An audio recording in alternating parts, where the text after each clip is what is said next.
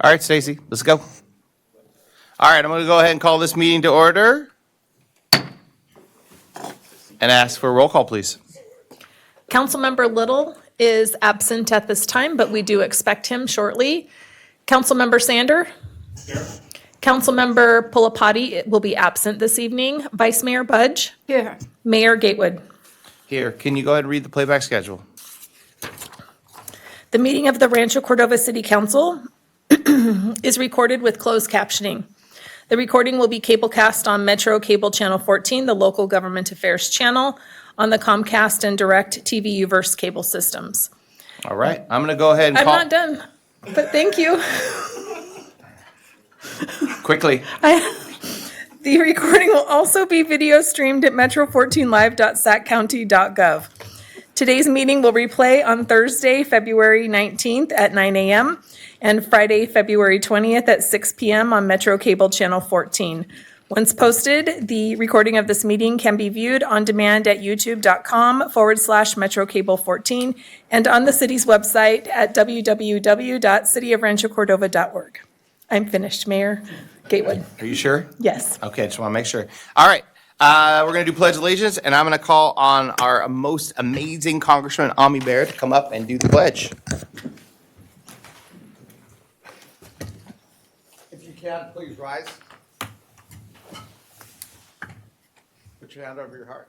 I pledge allegiance To the flag of the United States of America and to the republic for which it stands, one nation, under God, indivisible, with liberty and justice for all. Excellent. All right, may I have Rich Fowler come up from the American River Bike Patrol. Oh, wait.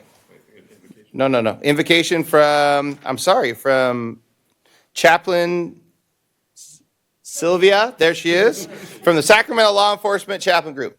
Sir, we're going to be right with you. Give me 1 second. Whew, I am on one today. Good evening. God the Father, as we gather together, we thank you for your endless goodness. We thank you for all the skills and talents you have given, and for everyone who is part of this beautiful team. We pray that you will provide everyone with great wisdom and insight as they discuss their work plans and make decisions about the future. We open our hearts to you, God. Amen. Thank you. I know who's first. I can read it wrong. Sir, I'm so sorry. I got to do Ami real quick because, I can't read simple English anymore. I'm going to call on Ami Bear to come to the front, and we're going to do a proclamation. All right.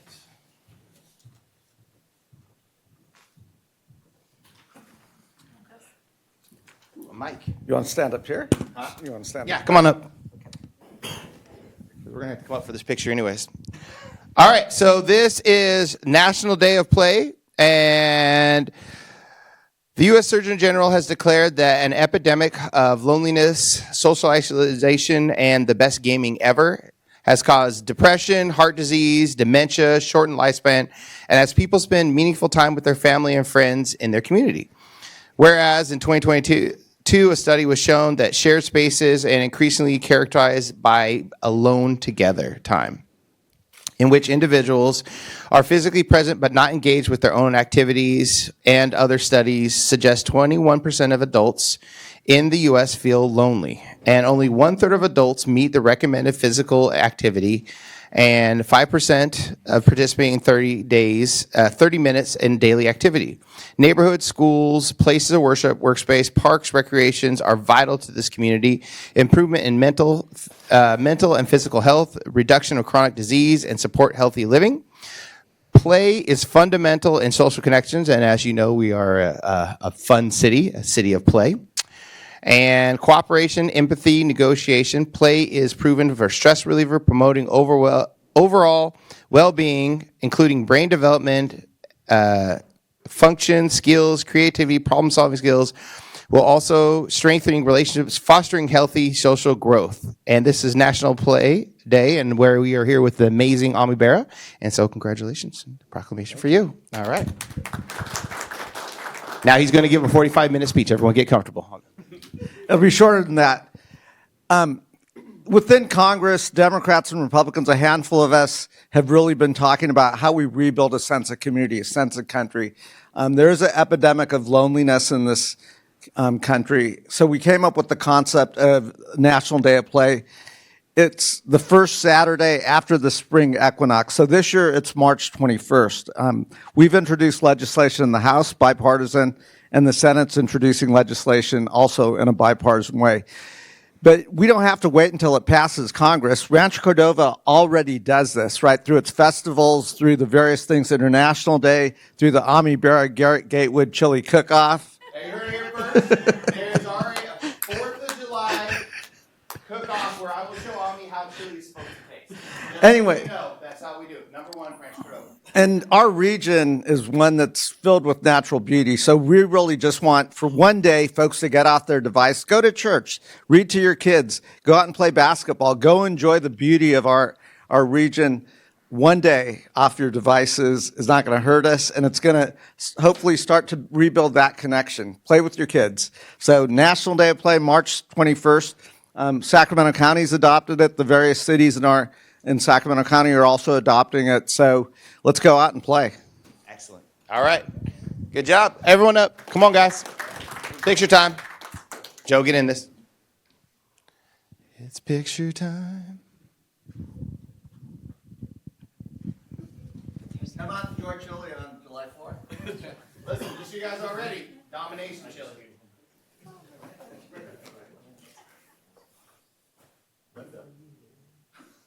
Get on in there. One, two, three.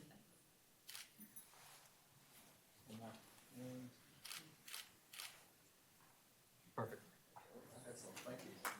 All right. Yay. Oh, this is great. Okay.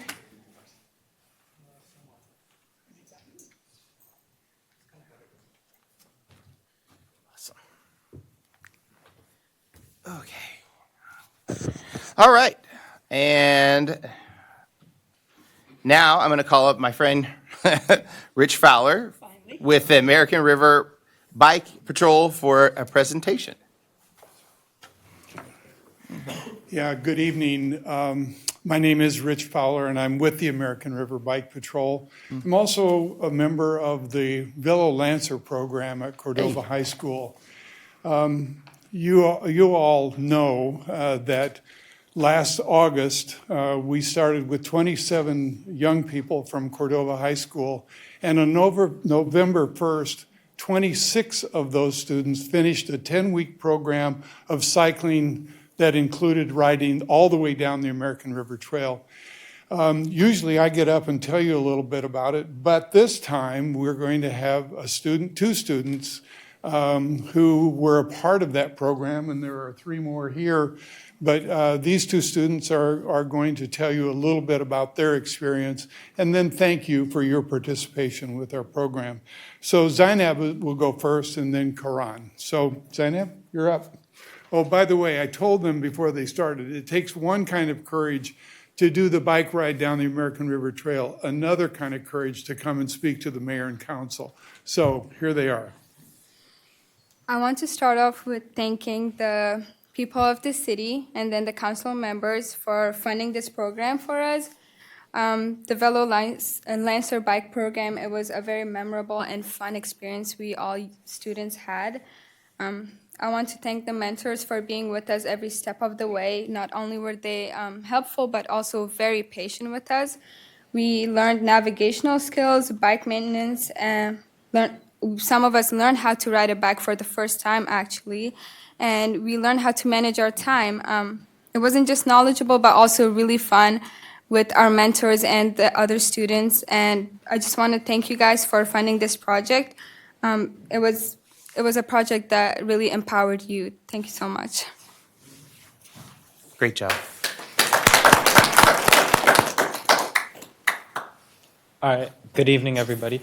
First, I want to start off by thanking the City of Rancho Cordova for funding and supporting the program, the Velo Lancer Bike Program.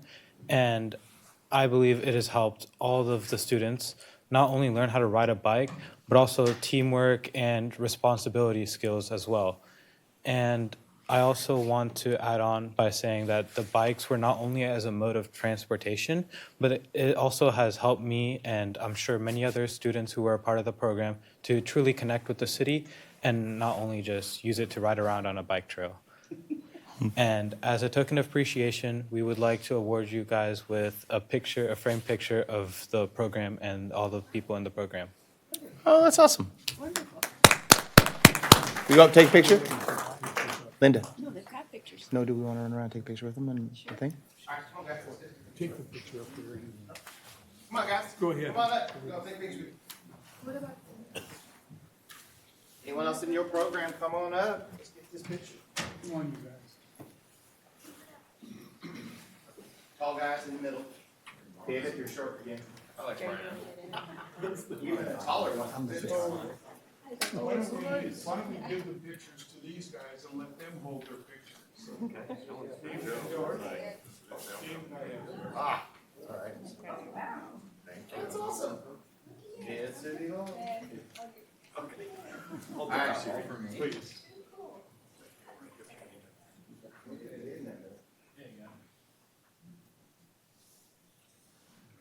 Cool, thank you. Thank you.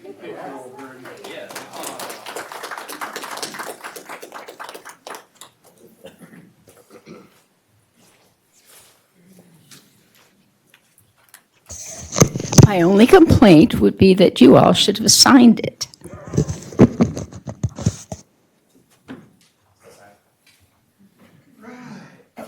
I was just going to say, with that kind of height, I know our basketball team's going to do well at Cordova. But if you don't want to be a basketball player, you can use your height to throw a discus. It's just a wheel David, going a let- different direction. Long arms, though, great for discus or javelin. As you can see, our throwing coach would like to see you on the field. Congratulations. Great job, guys. You have to be careful, he'll recruit you for Yeah, something. right now, it's happening. Okay, go back. That's awesome. I'm at my speech. Here we go. All right, public comment. Members wishing to address the council for any matter not deemed on the agenda may do so at the time by completing and submitting a speaker card to the city clerk. For items on the agenda, speakers will be called by the mayor at the point of the agenda when the item will be heard. Speakers are encouraged to keep their comments to 3 minutes or less and state the name and the community of residence. Under California Provision Government Code, city council is prohibited from discussing or taking immediate action on any items not on the agenda unless it is deemed or demonstrated to be emergency nature, or the need to take immediate action arose after the posting of the agenda. Stacy, do we have any public comments? Yes, right now I have 3 speaker cards. We'll start with Davy Rodriguez. You'll have up to 3 minutes. Davy Rodriguez.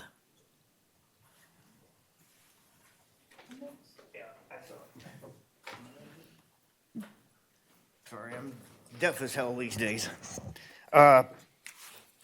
3 minutes isn't going to let me be kind about this. I'm sorry, but I came because of these arts contracts that you approved at the last meeting. I didn't hear about them until after the fact. And I want to tell you that they cannot go forward because they are illegal. And the reason that they are illegal is because the people that the artists you have hired are not licensed contractors in the state of California. It is a requirement. And the way you have written the contracts, they are installing the art. That makes them the contractor. And I know that some of them say they have to hire their own contractors, but that is also illegal for them to do. If you're not licensed in this state, you cannot perform works of improvement on public or private property, over $500. That's just been the law for a long, long time. It is an actual crime in this state. It's a misdemeanor most of the time, not always, but the board goes out and performs stings in which they put people in handcuffs for doing that exact same thing which you're encouraging right now. So I call on this body to put another item on the agenda of the next meeting and cancel the contracts until at such time as they can be made proper and lawful. I have included a copy of all the laws that are being broken here. And in addition to some years ago, I worked with the board on this, and they sent out a bulletin to all the bid awarding agencies in the state to notify them about this particular issue with the arts contract, because it was happening so much. I also got in a heated battle with the city of Sacramento for doing this thing a few years ago, and they got very stubborn about it. So I actually made a complaint, and they did cite one of the artists and fined him this time. It was already done, the job. But in addition to citing the artist, they also sent a letter of admonishment to the contractor, licensed contractor who did work with him. It's illegal for them to go into business with unlicensed contractors. So I know everybody got the ball rolling on this, and I know once legislative bodies get something like this rolling, they really hate somebody telling them that they're going the wrong direction on it. But the law is the law, and it really does have to be stopped and obeyed, and that there is no exemption anywhere for this. Artists, recently the legislature did make a change in murals, and that was 90% of the issue was me bringing it to their attention that they were hiring unlicensed painters. But they made a change in the law, but they didn't change it for anything else, just for muralists. What you Please got wrap up going your here, comments. that's not the case. There's a lot of structural work and such like that. So I'd like to leave this with you, and you can peruse it at your leisure. Thank you. Great. Thank you for your time. Next.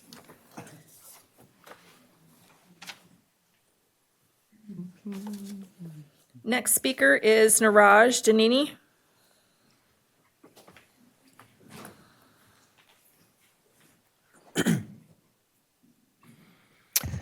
Good evening, Honorable Mayor, respected council members, and distinguished guests. My name is Niraj Danani, and I'm a member of the community here in Rancho Cordova. I'm here today to give some information on the year's Seva Diwali food drive. And October and November is a special and meaningful for all Hindus around the world, as it also when we celebrate Diwali, the festival of lights. Diwali is more than just a celebration. It's a time to reflect on how light triumphs over darkness, knowledge over ignorance, and hope over despair. It encourages us to uphold our values, act with honesty, and promote peace within our families and communities. Seva, or selfless service, is at the heart of our celebrations and daily life. During Diwali, we focus on the special national project called Seva Diwali. Starting from the year 2018 in New Jersey, over 25 organizations collected over 18,000 pounds of food. Continuing in 2025, we successfully ran the Seva Diwali food drive across 38 states in the USA, around 250 townships, over 550 linguistic, cultural, and Seva organizations, and many individuals joined hands together to fight against hunger. Collected and distributed over 970,000 pounds of food to over 360 beneficiaries, which includes homeless shelters, families in need, community food pantries, food banks in our local cities. In Sacramento area, over 12 organizations collected and donated over 8,000 pounds of food to 12 various homeless shelters, community pantries, food banks, and these are the results that show that we can achieve when communities work together. Thank you. Thank you very much.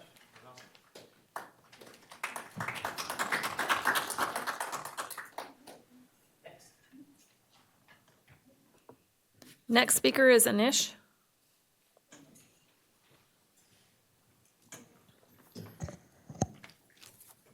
Good evening, esteemed Mayor, Vice Mayor, Council members, and rest of the attendees today. Namaste. My name is Anish Purushottam, and I am a volunteer with the Hindu Swayam Sevak HSS. And I am here today to give a brief account of the Surya Namaskar Yajna, or a yogathon that was conducted by HSS. The annual Health for Humanity Yogathon, or Surya Namaskar Yajna, organized by the HSS USA, began on January 14th.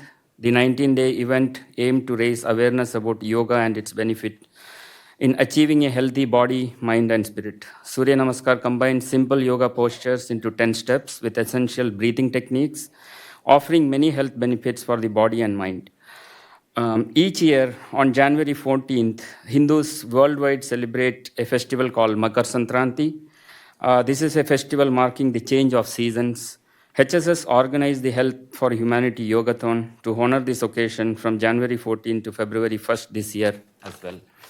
HSS launched this health awareness initiative in 2007, and this year it celebrated its 19th anniversary. Since its inception, participants of all faiths and backgrounds from 43 states have actively joined the Yogathon through yoga centers, community organizations, schools, and colleges.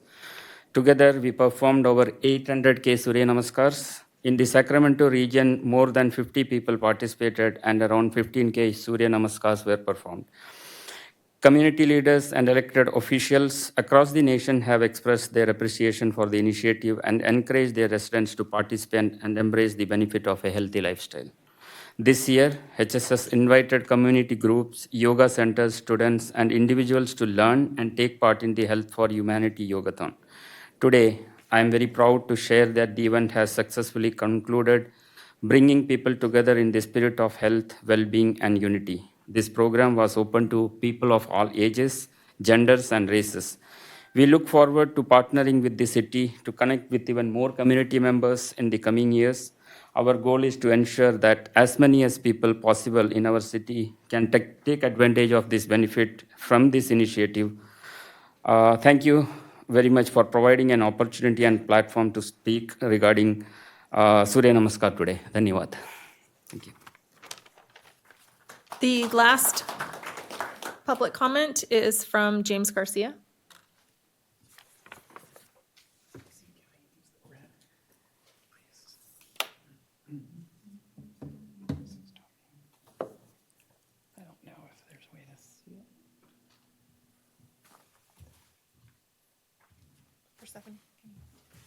I don't know. Not perfect. Okay. Hello, James Garcia, resident of Stone Creek. I just wanted to comment on the activity that took place on Super Bowl Sunday at High Class Auto, which on North Mather. This is a nice little Instagram showing of it, that they're bragging that they're holding an event that was non-permitted, also using drone footage, which is in violation of FAA, since it's within 5 miles of the airport. So they're breaking a whole lot of rules here. They were zigzagging up and down the highway, on Zinfandel Boulevard and also on North Mather. The operator of the place also was driving his sports car, bragging about it's his favorite car without a seatbelt. It caused an awful lot of disturbance. And even with police showing up, they only showed up for a little bit of time. So there's just a whole lot of things going on that are wrong with this particular event. Multiple people called, multiple people videoed it, everything else. So I'm going to do one more just so you can really see just how much of a great guy the guy is with his hot rodding, no seatbelt, and flying up and down, and you can see how fast he accelerates. So it's just a complete disregard to the whole neighborhood for safety. We tried. Multiple people tried. Lots of people tried to contact, and it was ignored. So I want to know what we can do about this. Also, people that fly drones on the American River Parkway, that is a area where you're not allowed to fly them as well without permits. So this is just a complete violation. Again, 5 miles, approximately 5 miles from an airport. That is a violation. These are the same people that also were accused of shining lasers into helicopters in years past. So it is bad behavior all around by this organization that's been, disregarding every single thing we've done. They parked completely around their whole building so fire trucks cannot get to it. Jam-packed it to where you can't even open up doors inside the facility. This was originally a conditional use permitted business that stated this was going to be first class all the way. We're having celebrities fly in by appointment only, and yet they're holding events there. They are doing everything in their power to break our city and make it into a raceway. They do it all the time. They do the donuts out there, test drive up and down residential neighborhoods. It's not good. So I really hope somebody here, maybe our new police chief, will actually do something about it, because clearly this one's not. Thank you. Mayor Gatewood, that's all the public comment I have.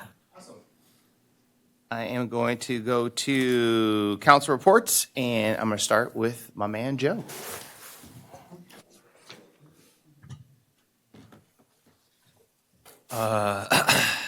Nothing today. Been a good few weeks. Happy to be back. Where's the dog? He got his own place. Dog update, that's good. Okay, then we're going to David. All right. I had an interesting meeting last week at Cordova High School with their training staff. They had some NFL prospects in the gym, in the weight training facility, actually, that the city upgraded. So they were using that facility and those weights and that equipment to impress upon some athletes that things are possible, you know, in life if you strive hard and work hard. And they were using these NFL prospects, doing some training there as an example. But I also learned at that visit that we're one of the very few high schools that actually tracks every single athlete, every athlete who's in a sport with regard to their ability to lift and do other things in that training facility in regards to their sport. So if you're a baseball player, you have a lifting program and a training program that's appropriate for a baseball player, and they keep track of what you're capable to do and your progress along the way. There's no other high school in the region that's doing that. I just thought that was really interesting. That's the other reason that training was going on there. We have the tech to do it. So that is a great example of a way to inspire a kid. They weren't telling them you can be an NFL player. They were telling them you can accomplish great things if you put your mind to it. So it was a nice little event. I thought our retreat went great. It was just last week we had that. I've had some meetings at Sewer District, SACOG, other locations, but nothing else I need to remark on. That's my report. Okay. Then I will report that I hope everybody's having a good time watching all of the sports that's on TV right now. It's really quite fascinating, considering the fact that we're all being drowned by a lot of rain. You have to wonder how people are really able to continue to do their sports when they're being drowned by a lot of snow. But that's okay. Garrett, those are yours. So, in terms of meetings, regional transit. Regional transit, as everybody knows, has been heavily impacted by copper theft. And they've made a bunch of arrests, and they are replacing all of their copper wire with stainless steel, which nobody wants. So that's the only way that they can really get this copper theft stopped. But they've made a bunch of arrests. They use drones to monitor their rail footage. 85% of the copper wire has been replaced so far. And then I had a most interesting lunch. I was invited to attend a lunch with the first elected president of the United Auburn Indian Council. His name is John Williams. And this was absolutely fascinating. They truly are a sovereign nation. They have a government. They elect all of their officers. They provide health care. They provide schools similar to our Saturday schools, where they continue to teach the culture and the language of their community. And the most interesting thing, they're not just one group of people. They are a combination. That's the reason they call themselves United.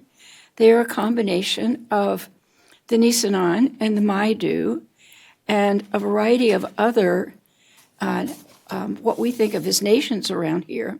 But they've organized themselves into one united nation, and it's really quite fascinating. They've offered us a tour of the Indian school and their healthcare facility coming up in a couple months.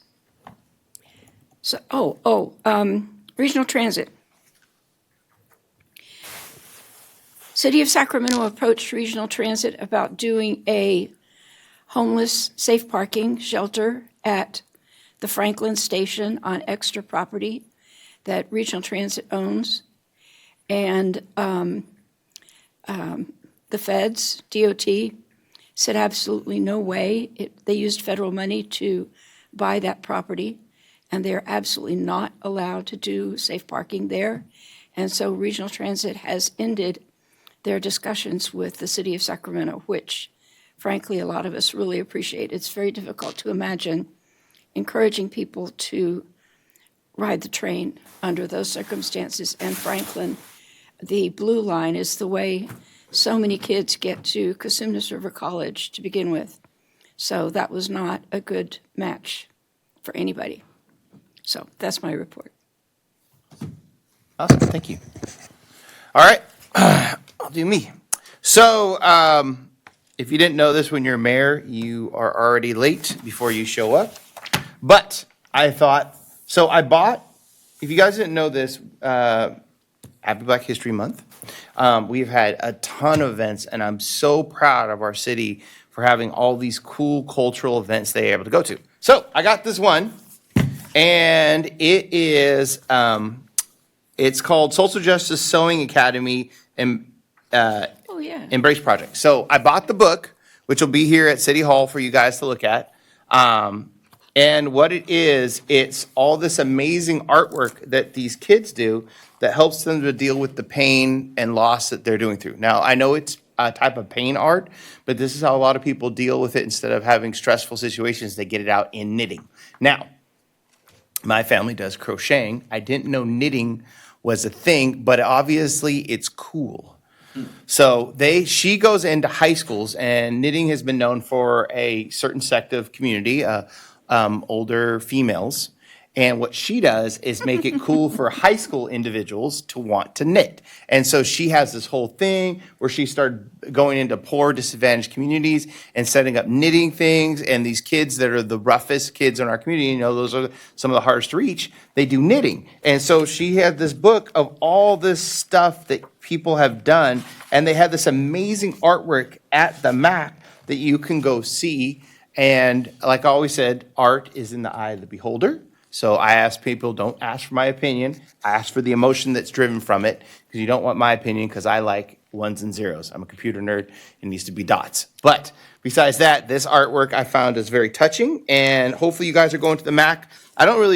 Sometimes I don't appreciate how unique the MAC really is, and it'll bring in artwork, and now they have, like, she did a whole talk, and they at the end of it, they're like, hey, we're really happy that you sat through the whole talk. And it wasn't that I had meant to be there because I was late to the next appointment. It just got so interesting. I wanted to find out about this lady's life, because how do you go? So she is an African-American female that comes from a higher end family. And I was like, how did you go all the way to being someone that wants to bring knitting to lower disadvantaged kids? And she basically took it through where she went to Berkeley, graduated from Yale, like super, super nerd, and then started building a business and got professional, and people started selling all her knitting patterns, which is a thing. I didn't know that. It was very expensive.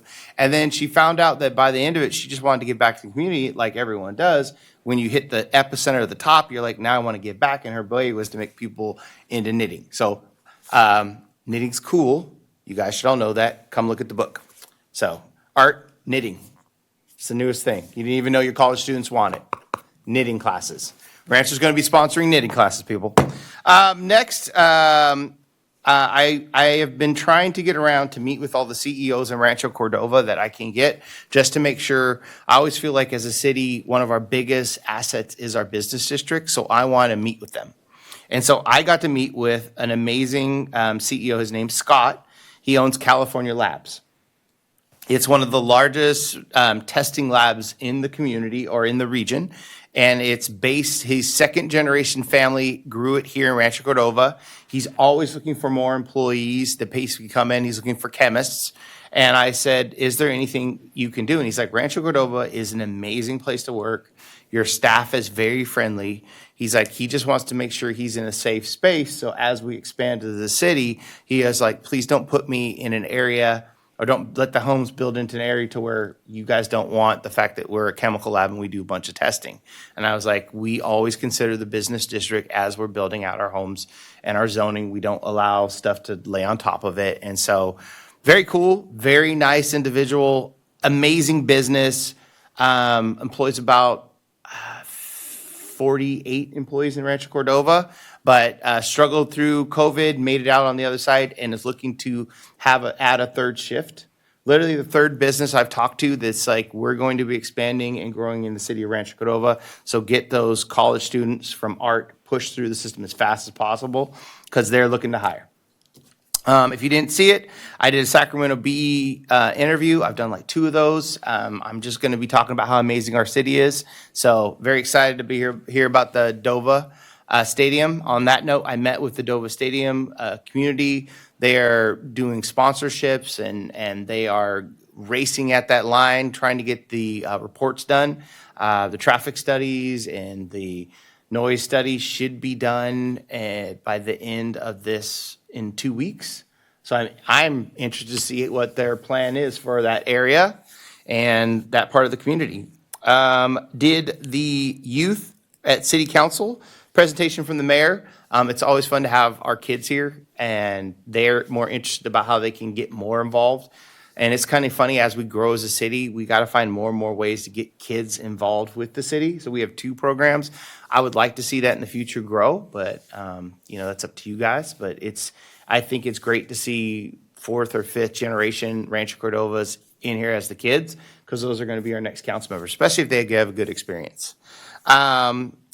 Did Ancestry Alchemy reception also, which is this wonderful artist who paints. And she's just another find. I think she actually lives over near Joe's district in Lincoln Village and does artwork with them. And I've forgotten what the name of the lady is, but she has an art studio over there. Sorry, I'm blanking on the name. Do you know what I'm talking? Do you know what the art studio is called? Yeah. Renew, yes. Yeah. Renew's art studio. And so she came from that, but she has this great artwork. I put it up. It's actually great because the people showed up were all graduates of Mills. So all the Mills Station graduates all sat in a corner, and they called themselves the Mills Corner. And they all were like, and I told them all they need to buy her art to keep it going, which was funny because they all cracked up and laughed at that. I did a podcast talking about how amazing Rancho Cordova is. And then I did, of course, our visioning session, which, I'm proud of where the city is. I'm proud where it's come from, and I can't wait to see what happens in the next 20 years. There's nothing but momentum. And then, because I'm annoying, I went in, so I was walking around City Hall, and I had to meet with someone about cricket fields, because they want to build a cricket field in Rancho Cordova so badly, and they're worried about the cricket field closing now because we're expanding one of our most amazing schools. And so they're like, how can we engage so we can have our cricket field? And so I met with them, and then I walk in a room, and it's NVIDIA, Solidyne, our amazing Folsom Cordova School District, our Folsom Lake College, and Sac State. And they're all in there, and they're all discussing what amazing opportunities they're going to build in the AI ecosphere. And of course, I sat there for 4 minutes, didn't understand about a quarter of what they were saying, high-fived some people, and then Ami Bear walked in the room. And so this stuff is really happening, and the energy is going, and it's just about making incremental wins. And I am so glad we have Micah at the helm as we're walking down this path, because wow, is that a lot of energy going in the right direction. And that's it. And I'll hand it over to Micah. Thank you, Mayor. I thought we secretly had that meeting without you knowing where it was at. So appreciate you showing up and encouraging everybody. No, it's been a great couple weeks. I think only 3 things. One, thank you for participating in the work session the other day. Really appreciate your time and effort and conversation. That's really important for us and the team to hear about. I was actually spent a couple days at the Cal City City Manager Conference, and which was great to hear all the things happening across the state with the city managers, and it makes me sometimes appreciate where we are and what we have here in Rancho Cordova a lot. So that's always good to hear those stories. And then last, just spent some time with our friends at Visit Rancho Cordova, and so I think you'll see some changes to their management plan coming forward soon that you'll be able to consider and support for the downtown Dova district. So with that, that's it for me. Thank you. All right, let's go ahead and move on to consent calendar items. Consent calendar items consist of matters deemed routine and non-controversial by staff unless a member of the council wishes to pull an item for individual consideration. All items may be approved in one motion. Is there any items you wish to pull from the consent calendar item? Could we just really quickly pull the firework ordinance? You sure can. We're going to go ahead and pull, which item is that, Joe? I think it's, 9.2. Okay, we're going to go ahead and pull 9.2. and just really quickly. Okay, and then let's go ahead and have a motion to approve the rest of the items. Do we have any public comment? We do not have any public comment for the consent calendar. And I Excellent. will move approval of items 9.1 and then skip down to 9.3 through 9.7. Second. Roll call vote will be Councilmember Sander, Aye. Councilmember Little, Yes. Councilmember Pulapati is absent, Vice Mayor Budge, Yes. Mayor Gatewood. Yes, so let's go ahead and read item 9.2. Stacy. The item for 9.2 is an ordinance amending Title 4, Chapter 4.54, Regulations and Prohibitions of the Rancho Cordova Municipal Code, modifying definitions and administrative fine structure as it pertains to fireworks. Joe, what were you thinking? You already know what I want to ask. I'm sure Adam knows. What is it? Did we figure out a reason why the schools are within our jurisdiction for heightened fines, but the parks aren't? Oh. Because I saw in the amended ordinance that we're still not focusing on parks. And I remember last time we spoke about this, Adam, you said you were going to look into it, that it was a jurisdictional issue.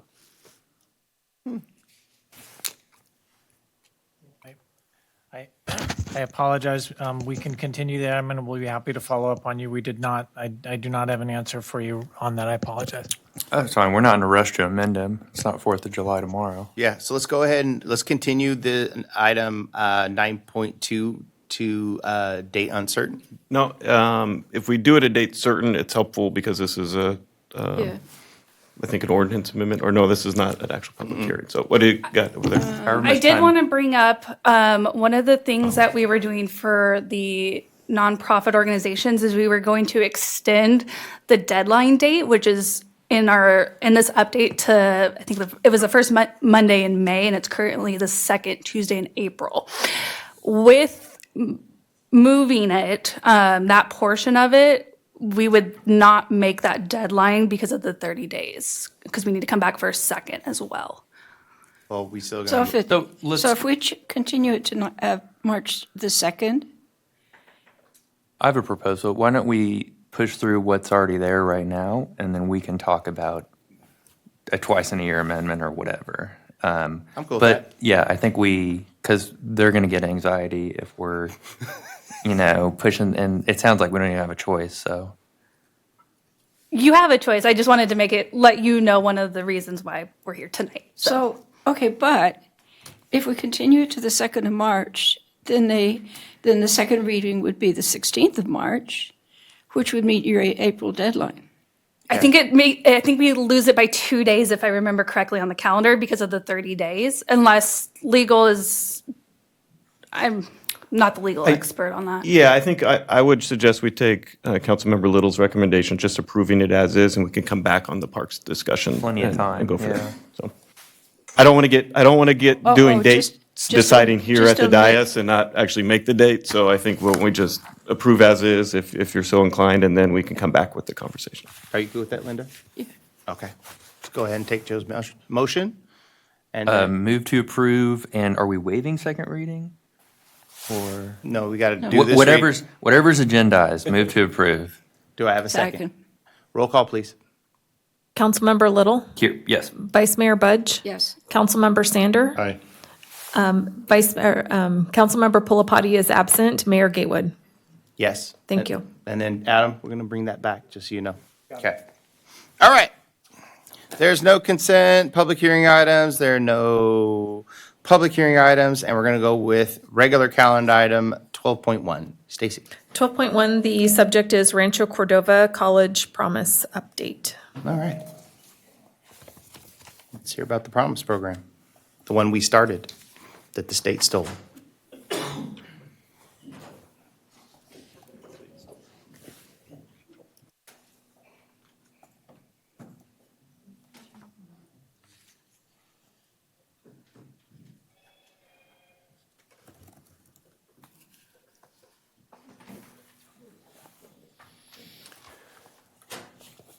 Good evening, Mayor, council members. My name is Ian Winbrock, and I'm an analyst in the City Manager's Office, and I'm joined by Megan Siren, Assistant to the City Manager.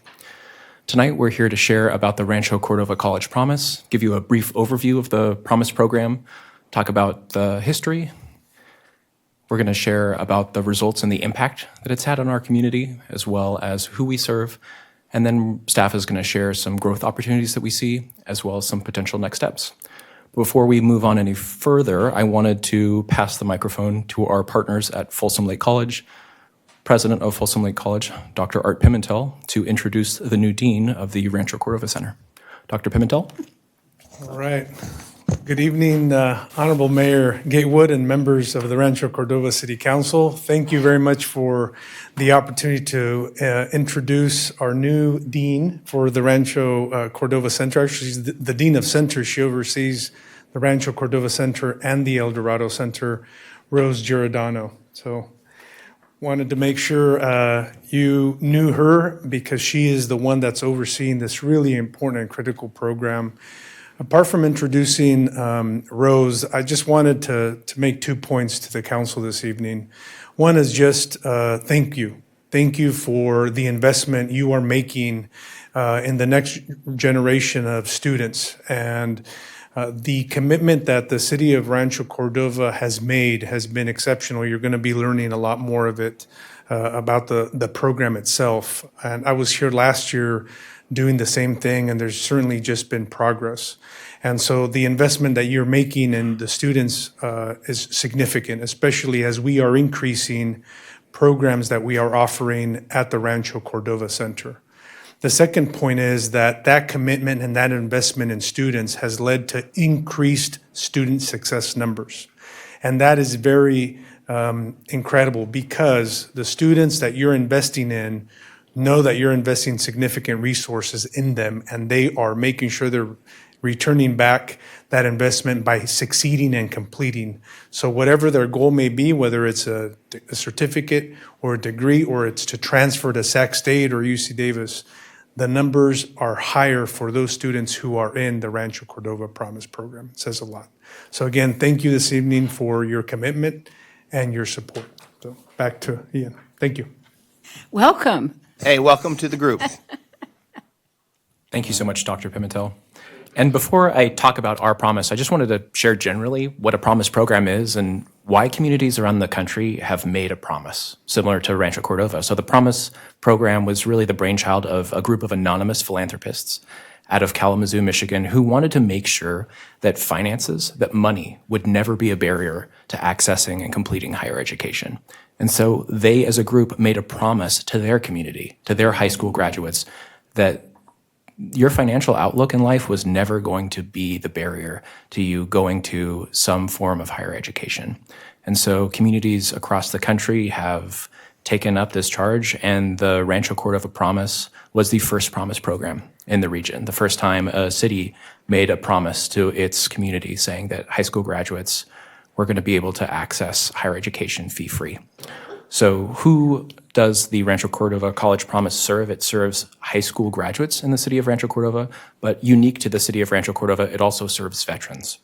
It provides up to $886 per semester, so that's between 6 and 18 units. And in partnership with Dr. Pimentel and Folsom Lake College, we provide up to 2 years of fee-free community college as long as participants meet basic participation requirements. So just a touch of history, we launched in 2017, and then as Mayor Gatewood mentioned, the California College Promise was founded in 2019. So that was the state taking up this initiative and making sure that there was 1 year of fee-free community college available to California eligible students. And then in 2019, the legislature passed another bill, which expanded 1 year to 2 years for fee-free community college. And then in 2020, the Rancho Cordova College Promise expanded to 2 years as well, but we included veterans, a population that the state's Promise program doesn't serve. And then in fall of 22, the College Promise program took on its current structure, expanding to part-time students as well as full-time students, and has its current ceiling of $886 per semester. We really have, like Dr. Pimentel said, impacted the lives of more than 500 students in Rancho Cordova and veterans. And I wanted to start by talking about participation. So that top line is total applications, and the line below it is total enrolled. And you might see that delta, that gap between the two lines. That's not unique to us. It's actually normal. A number of students will have multiple plans. Maybe they're thinking about military service and they're also thinking about community college, or they might be thinking about working full-time. I think what's different about the Rancho Cordova College Promise is that you'll have a number of folks who are in the process of completing or submitting applications who actually are not eligible for the program. So you see that gap between folks who have enrolled versus people who have applied for the program.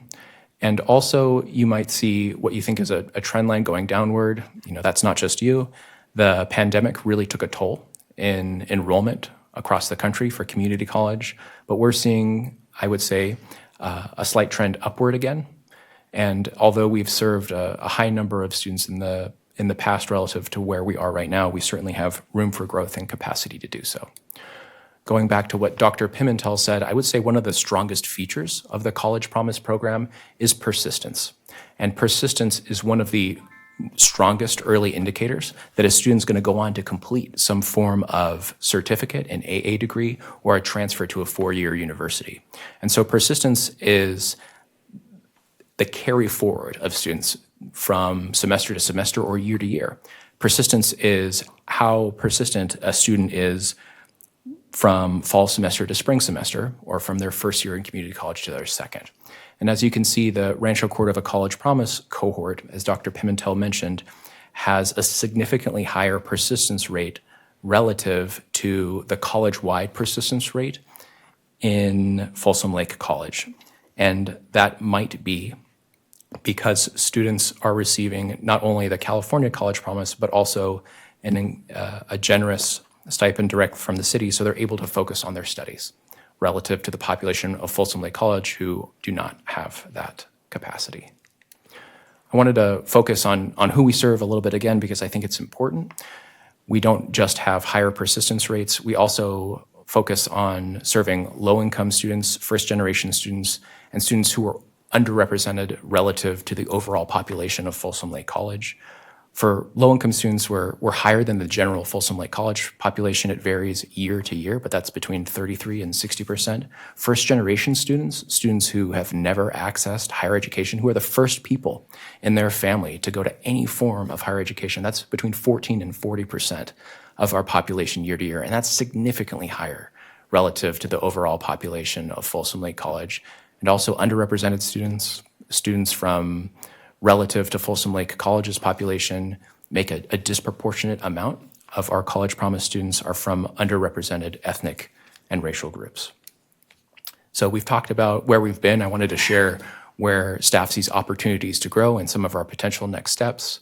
But before I do that, I just wanted to touch on how we're changing the way that we do outreach. So we've contracted with a communications consultancy who's helping the city, not just with College Promise, but also with our outreach efforts for the Rancho Cordova Youth Center. And we're really focusing on three things. One is increasing awareness, making sure we have consistent messaging across all of our partners, adding digital campaigns, both paid as well as organic posting, and then continuing to do that direct in-person school and community outreach, which has been so successful. Our veterans are a unique population, and we want to make sure that we're communicating to them appropriately, that we have veterans and veteran-serving organizations talking to veterans, and that we're also celebrating their successes. And the way that we can do that is by making sure that we're tracking their enrollment and outcomes so we can serve them even better. And that leads us to data and analytics. We want to make sure that we strengthen our performance monitoring in partnership with Folsom Lake College so that we can continuously improve the program and serve more of our residents. So we have two options for consideration by council tonight that staff's bringing forward. And I just want to share for both of these options, we have opportunities for growth. One just has more opportunity for growth than the other. So option A is our current funding. So this has been our historic allocation for past years, and that's $150,000 a year. Our current average for our 22 forward program structure, which is the current structure of the Promise program, is about 53 new students per year. That's to say we add another 53, thereabouts, students to the program with each year. And we feel with this current funding allocation, we have the capacity to serve about 18 new students per year if we did more targeted outreach and continued our partnerships with schools and community organizations. Option B would be increasing the funding allocation from $150,000 a year to $200,000 a year. And that would add the capacity for an additional 41 students from the 53 average that we've seen since we changed the program to its current structure. For both options, about 67% of the funding goes directly to students. About 21% of the funding goes for certain fees like enrollment fees, healthcare fees, transportation fees, and then 12% of it would go to outreach. So continuing these existing outreach efforts that we know are successful, as well as expanding the outreach we do to specific populations like veterans, and then expanding that moving forward. So tonight, staff is looking for direction from council on one of those two options, option A or option B, and we wanted to let council know that staff will coordinate internally with CEIF based on your direction, instigate a new 2-year contract with Folsom Lake College, and then we'll continue the branding, marketing, and outreach that we've talked about tonight. Thank you so much, and staff, as well as our partners from Folsom Lake College, are available for any questions. All right. Excellent. So do we have any public comment? Yes, we have one speaker, Excellent. Helen Whalen-Bashaw. Ian, why don't you go back to the slide that has the two options on it? Of course. Just a moment, please. Go ahead, Helen. Hi, my name is Helen Whalen-Bashaw. I'm from the Tiffany area. I don't oppose to these grants, but what I want to see, and I brought this up in the prior years, what are the requirements placed on the student? If you're in the public sector and your business company pays for your education, normally you have to maintain minimum of B average, and they will either front load you or else they pay for your books and whatever after the event. So because I remember I got my education the easy way. I joined the military and went tuition assistant, and they had requirements. So when I took a course at American River College after my second master's, because I wanted a certificate, what I found really disturbing in the classroom were how many kids were sitting in there just filling a block. No return on anything, but they were a distraction to the class. So I want to make sure that the money that the city pays, that there's a contract written that gives a standard. There's never been a standard set in any of the presentations you had, would let the public know what was the expectation of the students. You know, are they just filling a block? I know we don't even know how they do the selection process to get the number of students, how many applications come in, what's the criteria for filling these things, and the percentage of the students that start actually finish the year, the semester, or whatever. We don't really see that, in my opinion. I've never seen it. I keep asking for it. And it might be because I have a business background in education with the minor in comm electronics. So I look at things a little bit different. And I just think we need to see what the real return on our investment is. Because I understand it goes to a lot of fees that you wouldn't get, and how many of these students are even encouraged to take the bypass test, like used to be called CLEP, and the one that are subject toward a particular subject, you can test out of some of these lower level courses to get them into the higher level courses sooner. Thank you. Thank you, Helen. All right, let's talk a little bit about it. Joe, what you thinking? A 33% increase almost doubles the program capacity. That seems like a good investment. It's a crazy investment of what that is. David? I'm puzzled by that same thing. 50,000 more gives you 100,000 more students, so it's a 33% increase in funding. More than 100% increase in students. I'm curious about that. Team, jump in. This is you guys. He's asking a question. So this increase wouldn't be overnight. Of course, it's going to be a while till we have the program uptake, but we've seen the number of students in the past who've enrolled in the program be more than 100. And of course, not every student is going to be full-time. So we based these projections over the historic averages for the number of students who are both part-time and full-time students. So what we're hoping is that with this increased ceiling for the capacity to serve students, with option B, that with a more aggressive outreach campaign, we'd be able to target part-time students as well as full-time students who might not see themselves as college promise students or even college enrolled, and make sure that they know the programs which are available to them at Folsom Lake College. And your use of the word persistence, could you just define that? Sure. So persistence, and I'm going to go back to the persistence slide. It's the capacity of students to continue in their community college career, either from semester to semester or year to year. So it is exactly that you're persisting in community college beyond the single term that you're enrolled in. And go ahead, please. It's sort of a success measure, basically, right? It's one of the strongest success measures next to completion. So the higher your persistence rate, the greater likelihood that you will complete either a transfer, an AA degree, or some sort of certificate. Okay, I think that's a great measure of success, by the way. But I'm in favor of the increase. I don't want us to be in a position of turning kids away or limiting the promise in that way. And real quick, thank you, Council Member. I think part of the number of students served is the kind of attendance has been cyclical, and so we've actually been working off kind of sometimes fund balance from previous years. And so what I think this probably shows is just the maximized annual benefit. So that's why I think the numbers, increase a little bit, because we've had some, balances, and so this is really just the maximizing of that every year commitment. So it's a little bit of apple and oranges. So it's a little bit of apples and oranges as kind of, this is what will be done by the actual funding per year. And hopefully we don't end up in a fund balance carried forward from year to year, and we'll use it all every year. Linda? Yeah, so there is a requirement that the kids take a certain number of units. That's correct. It's a minimum of 6 units. And in 2022, which is the current structure of the program, we expanded it to part-time students, which is defined as at least 6 units. Okay. So I thought it was like 15 units or something. It's a minimum of 6 units per semester, but it could be a maximum of 18. Okay. And you have, there is a chart. I mean, obviously, we don't know whether they're all C students or B students or A students, okay?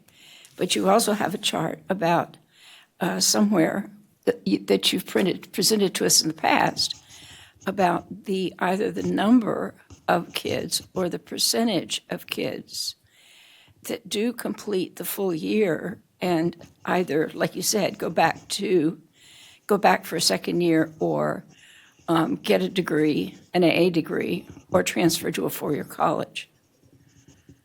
So somewhere there's a chart of that or information about that. There is, and in future years, staff can include persistence and completion rates and graphical representations of that in the staff report for anything that we can't show, just to make sure that our presentations are small, Okay. but just make sure that council and members of the public have access to that information Yeah. as well. Okay, because, I mean, it may have been anecdotal, but the persistence rate has been extremely high in the past. The vast majority of kids who are going to school on this, or people who are going to school on this program, have gone on to do something else, something appropriate, continued their education, put it that way. So, yeah, I'm with David. I'm in favor of increasing the funding. Okay. So, really quick, the Promise Program was started by Donald Terry. So I don't know what that crazy thing you were saying. Started by a city councilman in Rancho Cordova. He met with one of the people, and that amazing college back there partnered with us to put this together. And then the state saw what we were doing, and then every year did more to match us. And that's how the Promise Program really started, and then it went across the county. And so it's one of it should be called the Rancho Cordova Promise Program, but I'm not going to be jealous of someone taking a great idea and making it all over the region. It's the cheapest use of money to the greatest effect in the city. It's one of the programs I really hear about because for 50,000 more, if you could add 100% of anything almost and double it, that would be amazing. And so I think a lot of people don't understand how hard it is for a lot of the community members to go to junior college, especially if you're first generation or you have your first generation American. It's the great stepping stone that a lot of people go through, and I think it's awesome. So I'm fully in favor. And at that moment, I'll take a motion if there is any. Move approve staff recommendation for option B. Excellent. Can I have a roll call, please? Sorry, the motion was Little? Thank you. The second was Budge? Yes. Thank you. Councilmember Little? Yes. Councilmember Sander? Aye. Councilmember Pulapati is absent. Vice Mayor Budge? Yes. Mayor Gatewood? Yes. All right, thank you.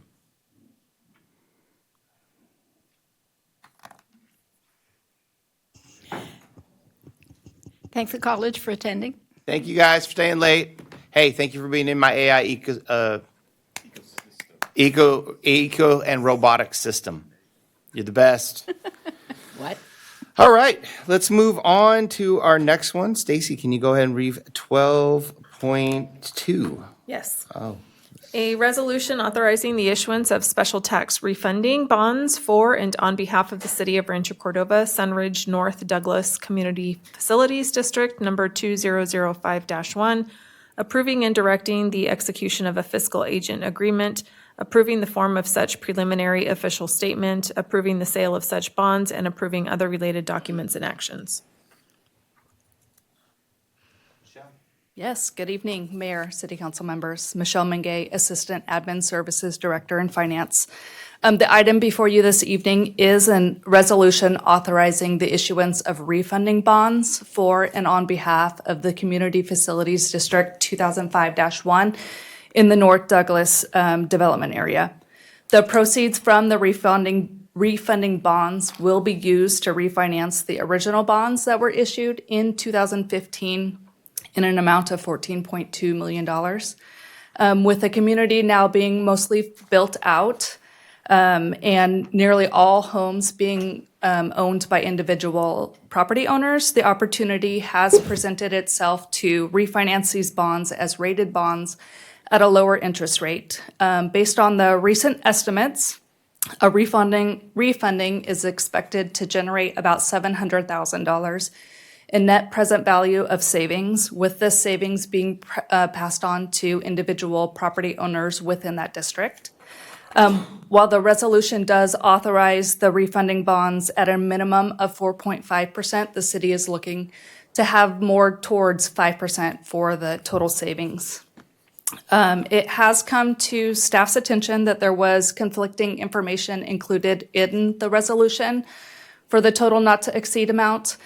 So section 1, the aggregate principal amount not to exceed should have been $14 million. So if council does choose to move forward with this refunding bond, I do ask that council approve the resolution with that amendment. And with that, I will open it up to any questions that the council may have. I don't think we have any questions. Adam, how do we say it right so we don't have to bring this back again? Oh, let me go to public comment real quick. Any public comment? There is no public comment. Now, Adam, how do we say this so we don't say it wrong and then we have to do You this? can move the staff recommendation. Excellent, okay. I just would like to point out that we again in Rancho Cordova are lowering people's property tax and giving the money back to our citizens and not trying to hold on to it. And we are the only city in the region that's doing this. Okay, I'd like to move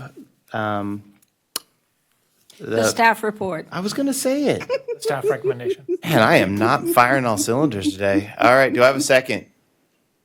Second. All right. So I moved it. She said it really loudly, but then I moved it. Roll call, please. Thank you. Vice Mayor Budge? Yes. Councilmember Sander?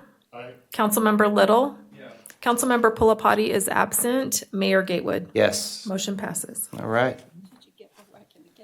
You know what? The gavel's going to be whacked really hard at the end of this meeting for this. All right. Next up Community engagement, let's go. The next item is 12.3, Community Engagement Division Annual Update. Oh yeah, this one's fun. Save the best for last. Show me cool stuff. You will get to see cool stuff. Is there I a picture of promise. me with the Batman or the Spider-Man people? There is pictures of you. You remember we had the Spider-Man and then the person was blowing bubbles sure, Mayor. at the side of our face, David? We were trying to talk. Yep. Hit it. Good evening, Mayor, Council, community leaders, residents, and staff. My name is Lorianne Carl, and I manage the Community Engagement Division. With me here tonight, I have also Mateo Donato and Matt Bulin, who you'll be hearing from. And we are going to be highlighting our 2025 annual update. And one thing I have to say is every time we put these updates together, we're amazed every single time at all of the wonderful things community leaders and our residents do. And it's a shame that we have to give you a snapshot, but we will do the best to highlight 2025. So tonight's presentation, we're going to go over our division components, our projects and accomplishments that highlighted from 2025, and then our priorities for 2026. We'll be reviewing these areas of neighborhood engagement, beautification, community support and partnerships, and our special projects and events. Our neighborhood engagement includes a wide range of initiatives, including our very unique neighborhood engagement program. What makes this program so unique is because it flips the traditional city-led engagement model and puts real ownership in the hands of residents. Residents get to know one another. They are encouraged to work together to initiate projects that they identify, and then the city acts as a supporting role. So you can see all of the neighborhoods that we have worked with, and we're currently working with one of our newest neighborhoods, Rio del Oro, which has amazing community leaders, and they've already hosted several events in their neighborhood. The cool thing about Rio del Oro is that they reached out to us to learn more about our neighborhood engagement program and to learn more about the city. One of the ways that we help support our neighborhood engagement is also through our residential microgrant program, which increased by 27% in 2024, reaching approximately 2,400 residents.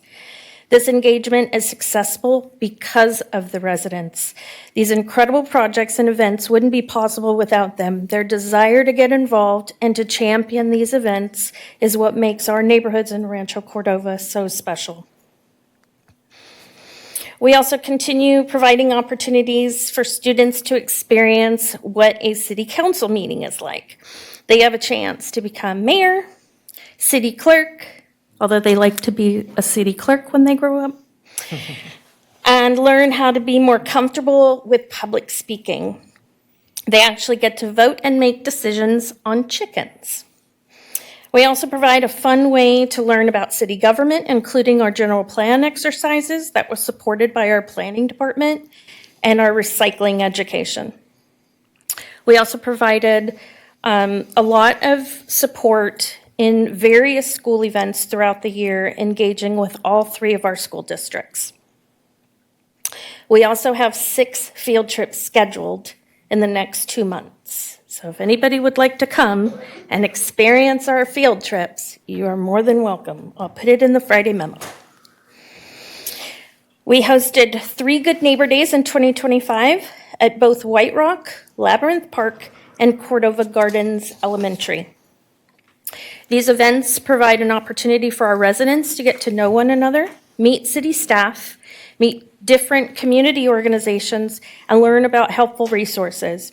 These events bring City Hall out to our residents while helping build thriving neighborhoods. We've hosted 12 to date, and the attendance just continues to grow. We even had a resident contact us stating that they attended the Labyrinth Park event and that they would now like a Good Neighbor Day hosted in their neighborhood in the ranch. So now we have a waiting list. We'd also like to thank the partners who help support and provide valuable information to our residents at our Good Neighbor Days. We could not do this without all of our amazing partners that show up there and they engage with our residents at every single one of these Good Neighbor Days, and we really appreciate them. Our beautification programs are unique in Rancho Cordova, so at this time, I'd like to turn this portion of the presentation over to Matt Bueland. Well, good evening, Mayor and City Council members. My name is Matt Bueland. I'm happy to share information about our beautification programs. Our beautification programs are designed to support residents in staying in their homes by ensuring that health and safety standards are met while continuously enhancing the beauty of our neighborhoods. The residential beautification program continues to be extremely successful and has had a significant impact on our residents over the past years. The program provides beautification assistance to front yard residential properties, providing an amazing opportunity that has been a blessing for our participating residents. Our contractors take care of the work, relieving the stress of finding a quality contractor, making for a simpler and more consistent outcome. We build a positive rapport with our residents, and they appreciate the time we take to listen to their concerns and needs. Our incentive programs are unique in that we provide residents with easy opportunities to remove their chain link fence, as well as any unwanted inoperable vehicle for a cash incentive. Both opportunities are ways to enhance the beauty of neighborhoods in Rancho Cordova. Our home revitalization programs focus not just on aesthetics, but also health and safety and critical repairs. For over a decade, we have partnered with Rebuilding Together Sacramento to help residents improve their homes by providing health and safety-focused renovations and beautification to qualified residents through funding from our city's Community Enhancement Fund. Their critical repair program helps with larger projects such as roof and HVAC replacement, while the Rebuild Day and Safe at Home programs help with flooring, windows, electrical assistance, grab bars for bathrooms, sustainable landscaping, and much more. And many of the renovations would not be possible without the assistance of skilled and unskilled volunteers, truly making these projects a community effort. Habitat for Humanity is another amazing partner working to improve the lives of our residents through home renovations in Rancho Cordova. Utilizing their existing Brush for Kindness program, Habitat helps residents with new fences, new house paint, and sustainable landscaping. Yet they don't stop there, taking on internal projects such as electrical, windows, flooring, and even critical roofing and HVAC projects when needed. Their extensive experience, along with a great base of volunteers, allows them to make a significant impact for our residents. Sierra Service Project is another long-term partner focused on improving lives through home renovations. Sierra Service tackles a variety of projects on the outside of homes, including fence repair, exterior painting, and landscaping. Similar to 2024, they have focused on accessibility upgrades for senior residents, allowing them to easily and safely get in and out of their homes. It's a common sentiment to hear that it's just too good to be true, but as you can see, these organizations always deliver. We really appreciate our partnerships with these organizations and look forward to continuing to work with them. We're continuing our urban forest program, increasing the quality and quantity of our tree canopy by providing shade trees, educational workshops, and offering our free stump removal to all residential front yard properties in Rancho Cordova. Since this program started in late 2015, the city has planted 4,508 trees and removed a total of 308 stumps through 2025. Again, our residents have been extremely grateful for all the programs we provide. One of our sweetest Rancho Cordovans wrote a handwritten thank you to Habitat for Humanity. Habitat helped with paint and roof repair projects, giving her the insurance that she will have a safe home over her head for years to come. And I had the pleasure of working with a very excited resident through our Good Neighbor Assistance program who shared she'd been dreaming about this landscape idea for years. It was incredible to help her dream come true and beautify the community in the process. Something new we launched in 2025 were beautification workshops. The workshops provide an opportunity to talk with our residents in person and answer any questions they might have about our programs. Our beautification partners were all in attendance, including our city contract arborist, helping connect our residents with the best program for their need. Our two 2025 events were such a success, we plan to host more in 2026. We also added a yard care package for Good Neighbor Assistance participants to help keep their homes looking beautiful. These packs include a care guide with helpful guidance on how to maintain their yards, along with a set of hand tools, pruners, and gloves. With friendly quarterly reminders, along with the tips and tools, our residents have what they need for a sustainable future. And now I'd like to share impact slides for each of our programs and organizations. So we're starting out with Good Neighbor Assistance. This is our chain link fence removal program. Cash for Clunkers. Rebuilding Together, Sacramento. Habitat for Humanity.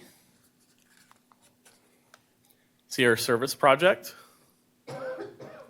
And this is our final slide shows all programs layered together.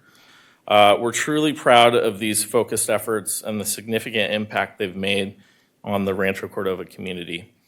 So thank you, and now I'd like to turn it back over to Lorianne. Thank you, Matt. And I'd also like to thank Matt for all of his hard work, because Matt works alongside all of our nonprofits, working with our residents to make sure that they're heard for all of these programs.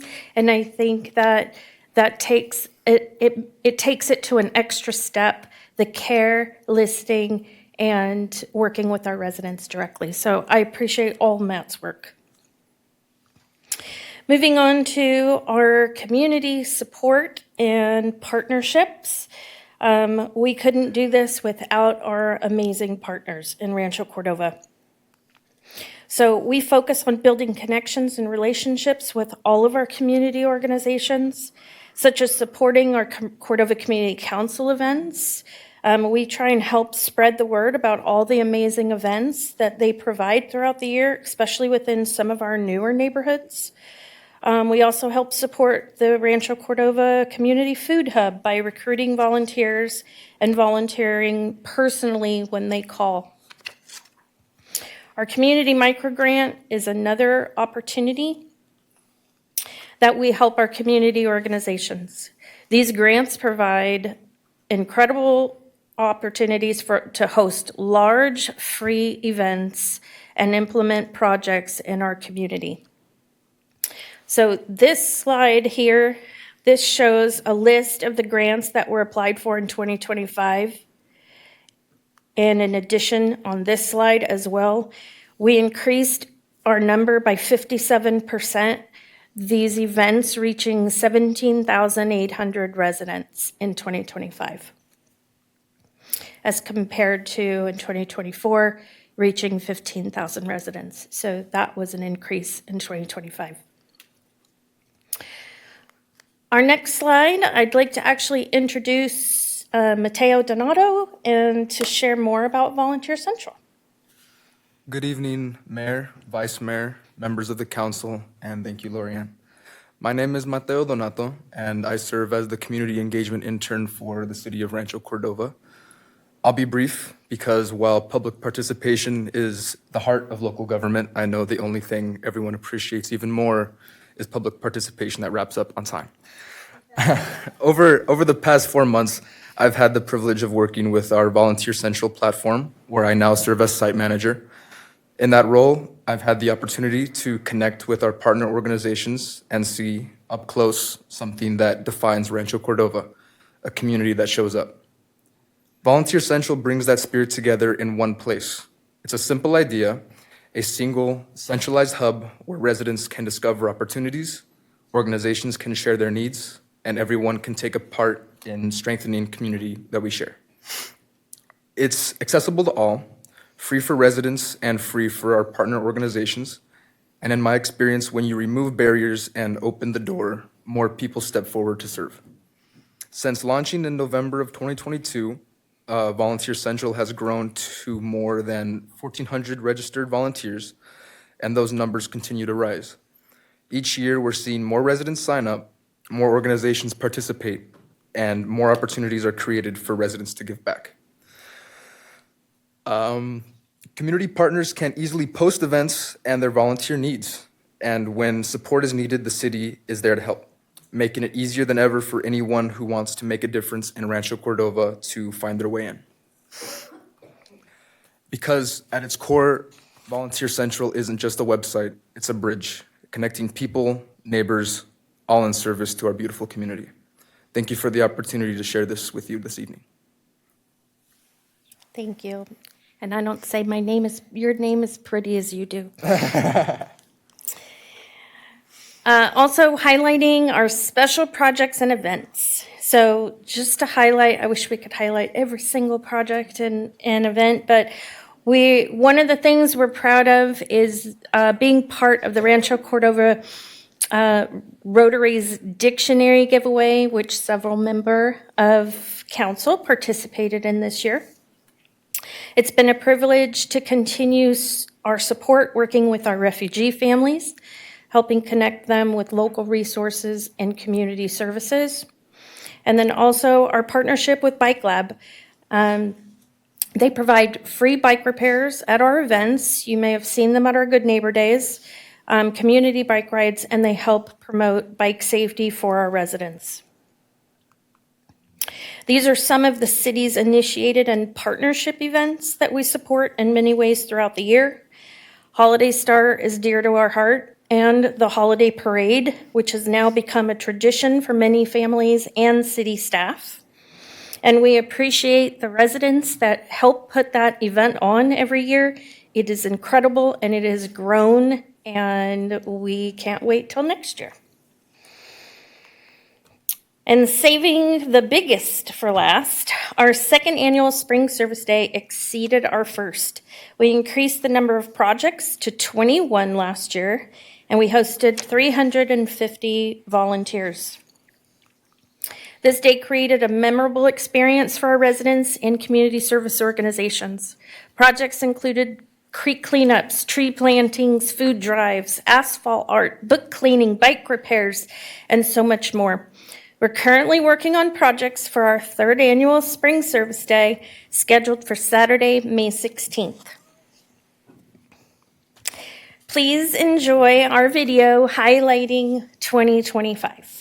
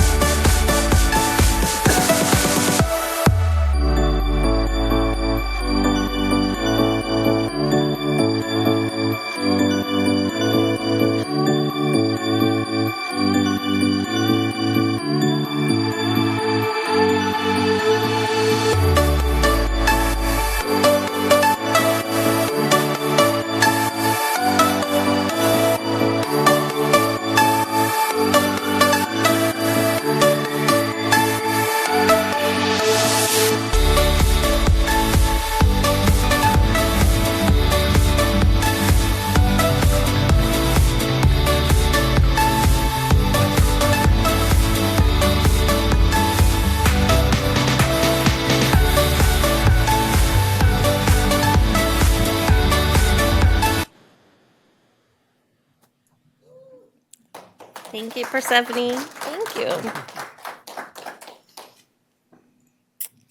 And then just a few more slides.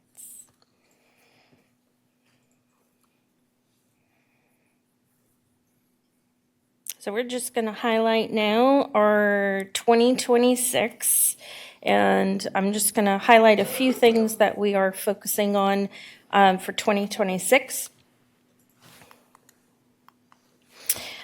Which we're going to continue hosting our beautification workshops. Those have been extremely beneficial, focusing on sustainability tips.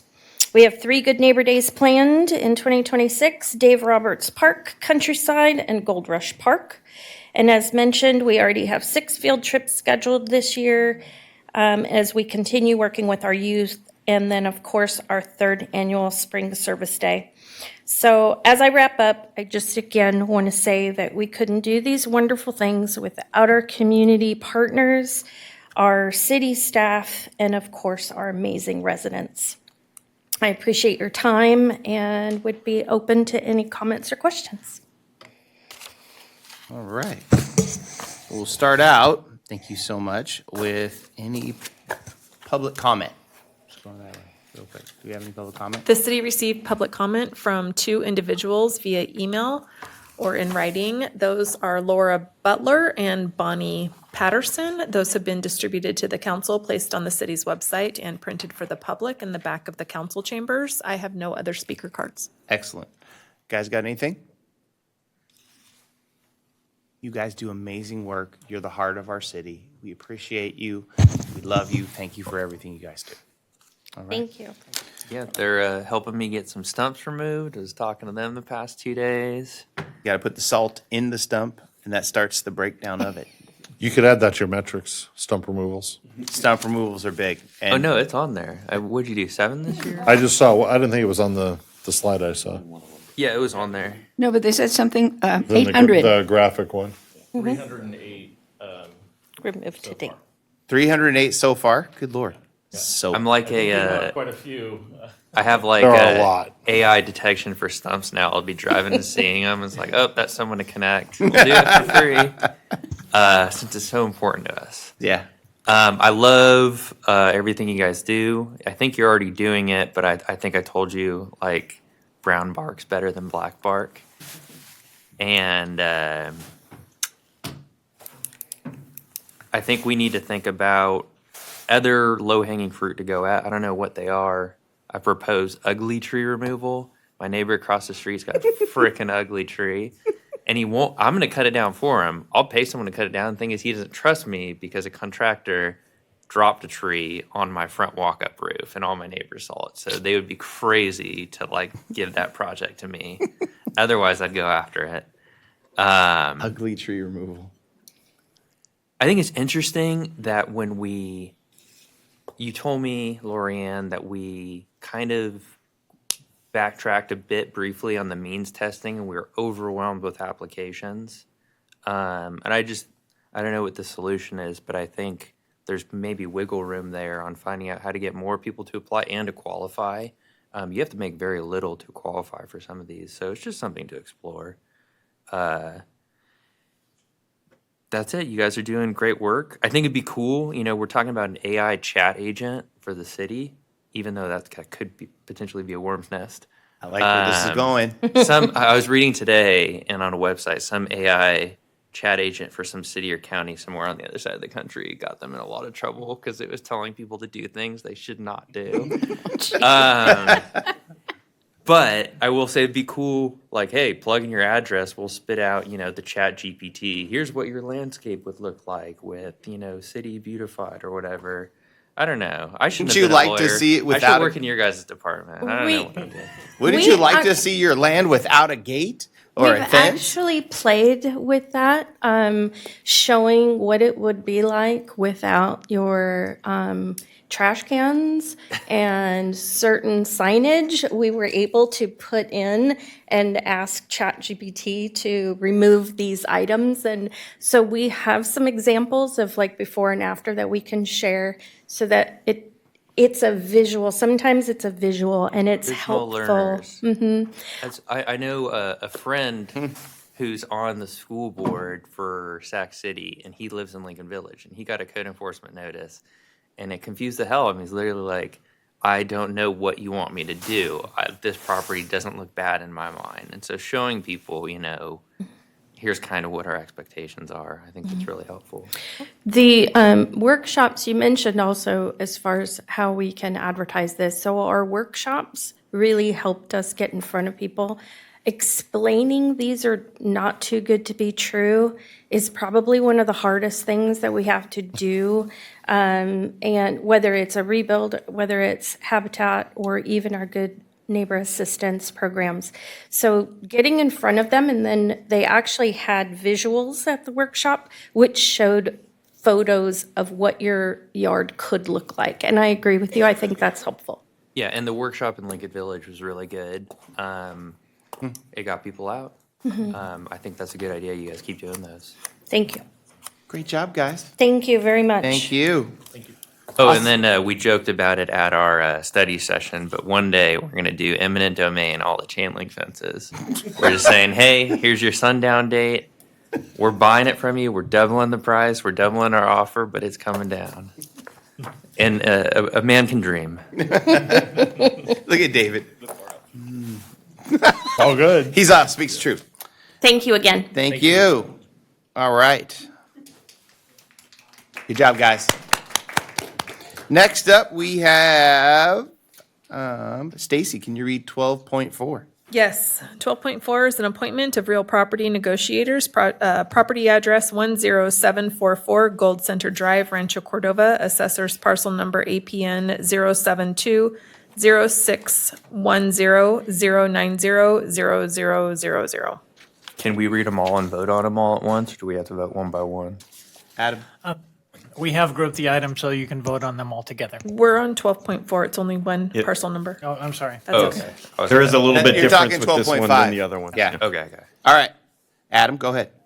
Thank you. We request approval of the appointment of real property negotiators for the address that the city clerk read into the agenda. Excellent. Of the city attorney and the city manager for purposes of discussing this item and potential real property purchase in closed session. Excellent. Any public comment? There is no public comment on 12.4. Okay, I'm going to ask for a motion. Hotel next door. So, no, this is related to Zinfandel pedestrian overcrossing easements. So just related, it's not the whole parcel, it's a portion of the parcel. Okay. Move approve. Second. Roll call. Councilmember Little? Yes. Councilmember Sander? Councilmember Pulapati is absent. Vice Mayor Budge? Yes. Mayor Gatewood? Yes. Motion passes. All right, let's go on to 12.5. Stacy, can you read the subject, please? 12.5, appointment of real property negotiators to explore potential community center properties. Excellent. Adam? Thank you. This item is all related to the same topic, and we have a number of pieces of property that relate to the potential community center properties for a variety of different desired civic improvements and city facilities.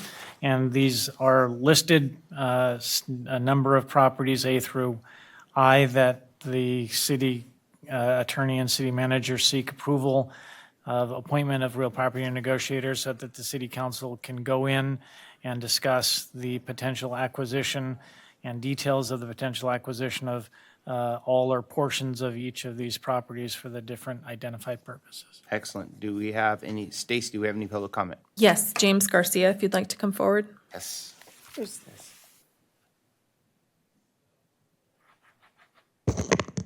James Garcia, Stone Creek. Just with some of these parcels, if they're going to be used as a single location, I just recommend we don't use a couple of them. That would be Gold Canal Drive one and the Sunrise Boulevard one, just due to access for people. The Sunrise Boulevard one, it has a Sunrise Boulevard address, but it does not actually have an entrance on Sunrise Boulevard to get to the property. It's the one that's across the street from the Taco Bell. So it's a horrible location to have a Civics in it because it's on a 2-lane road. So just a couple things like that. Gold Canal also, it's in that little stretch in there. The international ones, depending on how many people you really expect to be there. Parking may be an issue on certain international drive ones. So be conscious of that when you are looking at that. The Zinfandel Drive one, that was, I believe, that 99-cent store location that we originally talked about possibly having the black box theater kind of location.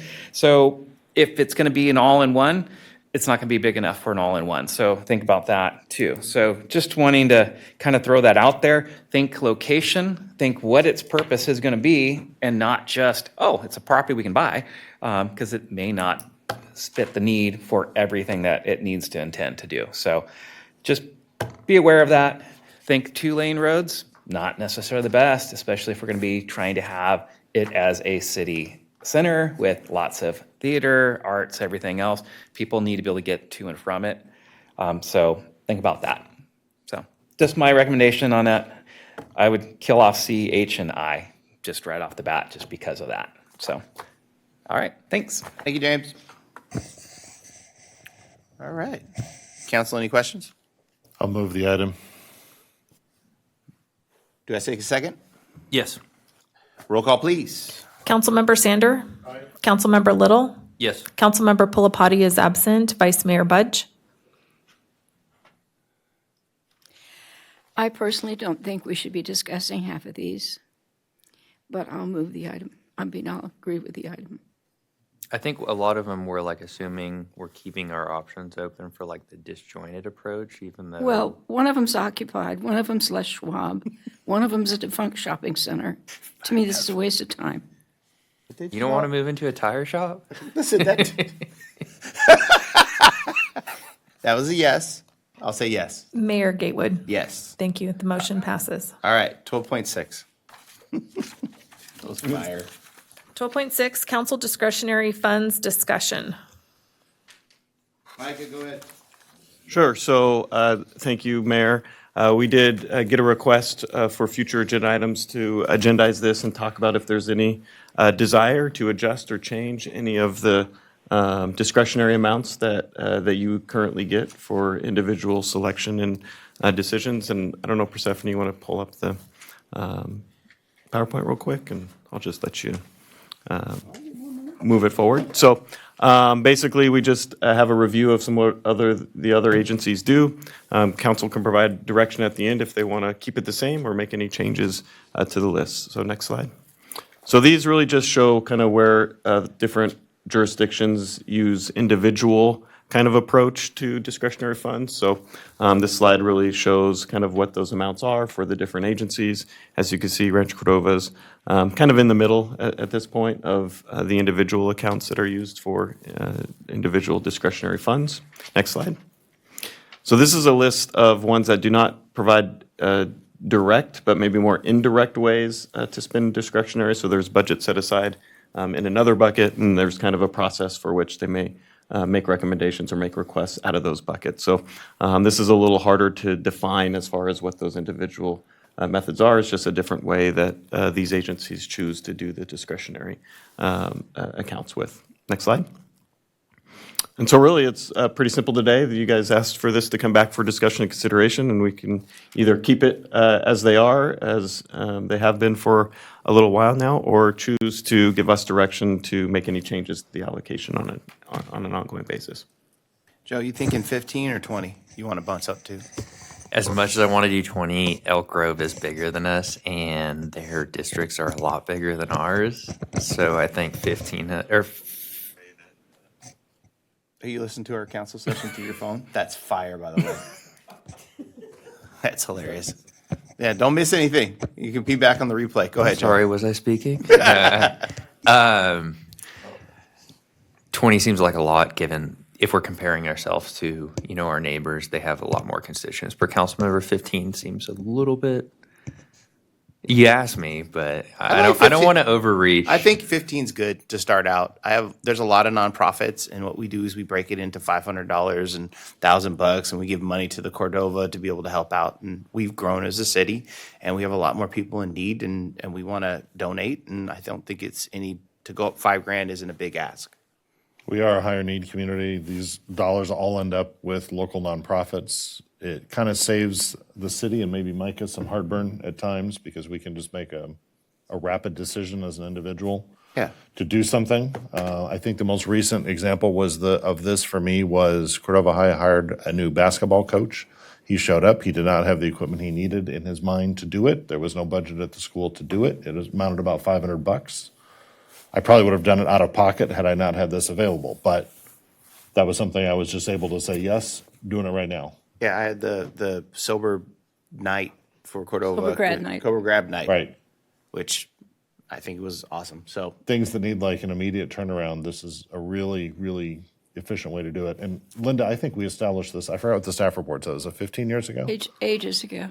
yeah, 20 years ago, Yeah. something? I can't imagine Roseville where you have to like get it before the whole council and there's only 15 grand. Right. Why even bother? Kind of defeats the purpose. I mean, we do so much more nonprofit support, but in part, that's because the nature of what we are, always seeking partnerships, but also because we have a needy community. I A agree. David- lot of organizations doing great stuff. And David's right about the haste with which some of these. The funniest one I ever had was when somebody, I think it was the band uniforms, went off to the cleaners and they couldn't afford to get them back from the cleaners. And I paid to have them clean their band uniforms. Right. It was one of those, somebody's uniforms. And I will give credit to Micah, in cases where there's been a larger emergency than a fund can handle, you know, the city and city managers before him have been very responsive to that. Think about like a U Sports got their stuff broken into and stolen in Yeah. opening days in 3 Right. days, right? That kind of thing has happened. That has. And we've done emergency fixes. So we can do that. I think 15 is fine. I think 20 would probably be fine. I'm cool. Let's bump up to 20. Yeah, let's do it. I trust you guys. Let's go. I just don't want our citizens to accuse us being too greedy helping nonprofits. Oh. 20 to 15, but if we say 20. I say 20. I mean, this is, you know, from a budget sense, this is not a big portion of our budget. This is really up to you, what you feel comfortable with. Plus, it'll allow you to go to more events and donate. At the time, Linda, did we invent this for council members, or did Ted come to us and suggest Ted this? came up I with think it. Ted came I think to this us has with this. been around, yeah. And the only other example that wasn't on here was county supervisors, and they've got a very large dollar. They do. And you saw the city of Sacramento has a whole different method for. Yep. Yeah, why don't we have staff? Could you imagine? Because we're saving money, not spending on staff, so we can do this. Maybe that's the best answer. I get emails sometimes from my city council email asking if I have internships for college students. It'd be funny to drag around to these meetings like a college student as Joe Little internship.